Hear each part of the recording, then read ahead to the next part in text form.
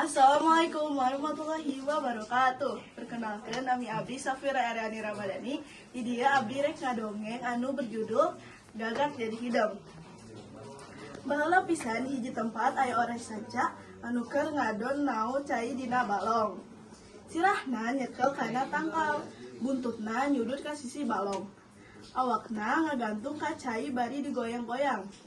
Teu lila datang manuk gagak haritama uluna bodas sakabehna. Gagak hayang nginum cai ti balong eta. Anjeunna turun ka gagang cai. Tuluy ngadeukeut ka cai. Tapi orai sanca kaget ningali gagak turun. Anjeunna ngagerem bari ngejerit, "Heh, gagak, ulah deket-deket ka dieu." Gagak jadi sieun tur kabur ka luhur takal. Samemehna gagak teh sok resep nyolong jeung sok ngaganggu sato sejena. Kusabab kitu loba sato anu teresep ka anjeun. Tapi hiji waktu gagak turun deui pikeun inuman.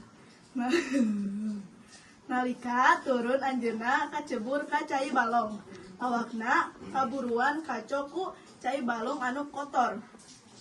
Saenggeus kaluar tina cai, buluna gagak robah jadi hideung.